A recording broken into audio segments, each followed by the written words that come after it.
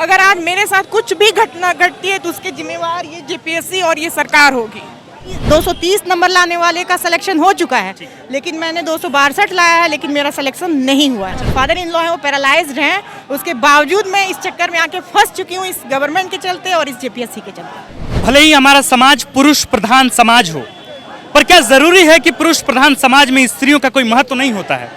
उसकी वानगी अगर देखनी हो तो आप राजकीय राजधानी रांची में इस वक्त चले आइए, जहां जेपीएससी विभाग के बाहर लड़के और लड़कियां आंदोलन कर रहे हैं। प्रतिनिधित्व कर रही हैं एक लड़की, नाम क्या है आप? जी, मेरा नाम रेखा चौधरी है। कहाँ से आई हैं आप? मैं गिरिडीह से आई हूँ। इनके साथ भी घोटाला हो गया है, गड़बड़ घोटाला है, और घोटाला कैसा है इसकी बात तो हम बताएंगे ही आपको। ये इनका मार्कशीट है। अब बताइए कि दिक्कत कहाँ है? जेपीएससी की परीक्षा आपने दी, कितने सालों से दे रही हैं? जी, मैं 2 बार दे चुकी हूँ, 6 दिया था और अभी ये दिया है।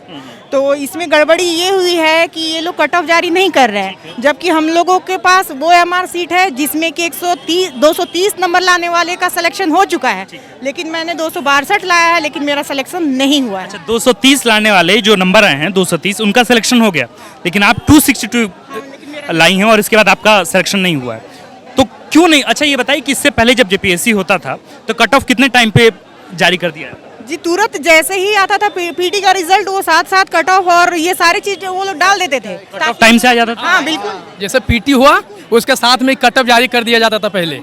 इस बार ना तो कट ऑफ जारी किया गया है, ना तो कैटेगरी वाइज बताया गया कि आखिर किसका कितना गया कट ऑफ, कुछ नहीं बताया गया है। नहीं, जब इसके पिछले बार हम लोग यहाँ पे धरना पे थे तो उन्होंने कहा था कि 2 दिनों के अंदर कट ऑफ जारी कर दिया जाएगा। हम लोगों ने डिमांड रखी थी कि आप पहले कट ऑफ दीजिए ताकि हम लोग देख सकें कि कट ऑफ कितना गया है। अगर मान लीजिए कट ऑफ बहुत हाई गया तो हम लोग सोचेंगे उसके ऊपर।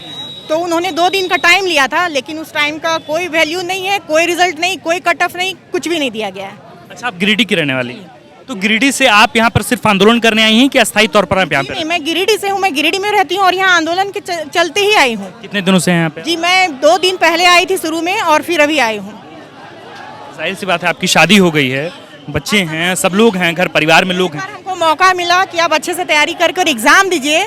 मैंने बहुत मेहनत करके, आप समझ नहीं सकते कि मेरे जो फादर इन लॉ है वो पैरालाइज्ड हैं, उसके बावजूद मैं इस चक्कर में आके फंस चुकी हूँ, इस गवर्नमेंट के चलते और इस जेपीएससी के चलते।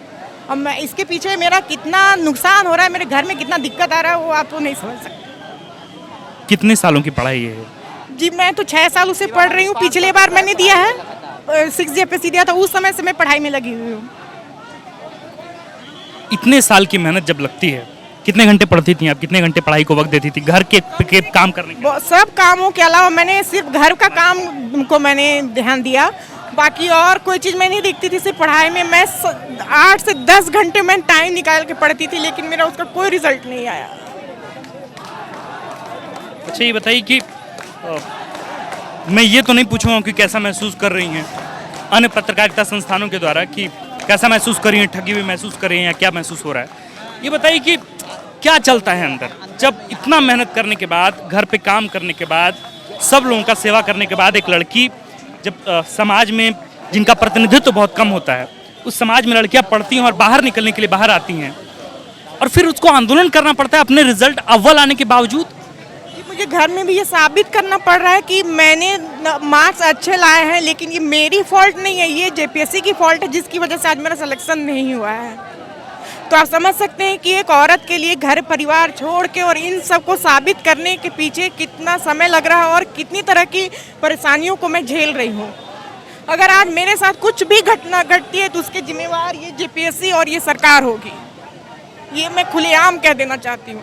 औरतों को जो अब आगे लाने की बात कही जाती है, उसे ये लोग आगे कभी नहीं आने देंगे। हमारा समाज कभी भी आगे नहीं बढ़ सकता है, क्योंकि आप समझ सकते हैं कि मेरा एज इतना हो चुका है कि मेरा ये लास्ट जेपीएससी है, ये भी आप समझ सकते हैं। उसके बाद मेरे पास मौका भी नहीं है, मैं कुछ कर भी नहीं सकती हूँ। इसी के भरोसे में बैठी थी और ये भी मेरा आज ख़त्म हो चुका है।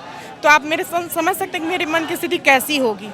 आप एक विवाहित औरत हैं, जाहिर सी बात है कि घर से परमिशन लेना पड़ता होगा। कितना मुश्किल होता है जब आप रिजल्ट भी लाती हैं और पति से पूछना होता है, सास ससुर से पूछना होता है, घर परिवार से पूछना होता है कि अब मुझे आंदोलन करने के लिए जाना है, रिजल्ट तो आ गए हैं। क्या इतना आसान है क्या वहाँ से घर परिवार से मिल जाना इजाज़त? क्या आप अकेले जाइए, आपके साथ कोई भी नहीं है? मुश्किल है सर, बहुत मुश्किल है, लेकिन मेरे हस्बैंड मेरे सपोर्ट में है फिलहाल, इसलिए मैं यहाँ तक अभी तक पहुँची हूँ।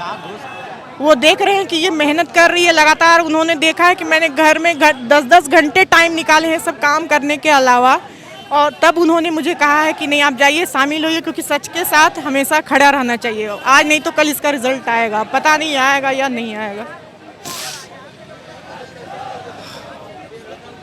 मतलब जब आप इन चीज़ों की रिपोर्टिंग कर रहे हो तो कई बार आपका हिम्मत जवाब देता है कि कई बार आप इन आंदोलनकारियों के साथ माइक छोड़कर खड़े हो, कि कई बार आप पत्रकारिता संस्थानों का हाथ में माइक लेकर खड़े हो।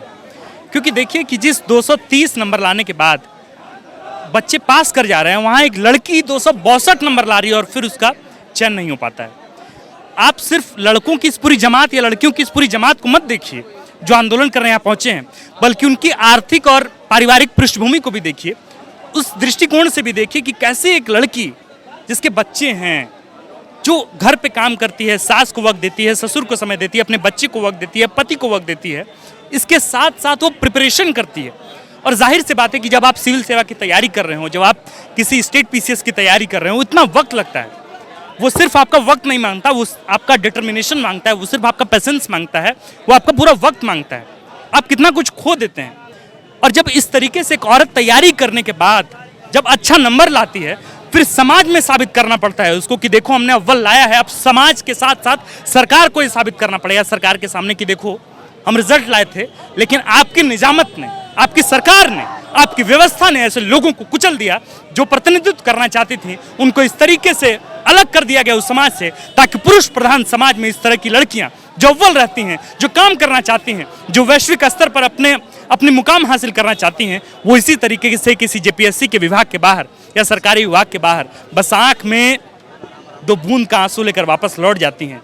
गिरिडीह की बस बहुत ज़्यादा दूर नहीं है, गिरिडीह बहुत ज़्यादा दूर नहीं है। हो सकता है कि घर परिवार से कॉल आ जाए कि सुनो बहुत हुआ आंदोलन, बहुत ज़्यादा क्रांति हो गई, अब वापस आ जाओ, घर परिवार का ही काम संभालो।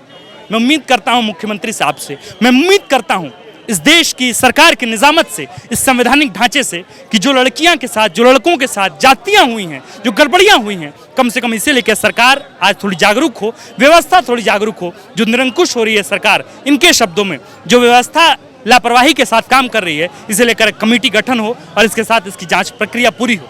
आप देख रहे थे द फॉलो अप में, हूं आपके साथ आकाश और कैमरे के पीछे हैं ऋषभ गौतम। शुक्रिया। विवेकानंद विद्या मंदिर स्कूल एक CBSE affiliated English medium coed school है। हम शिक्षा के साथ संस्कार देते हैं। thefollowup.in. Like, share, and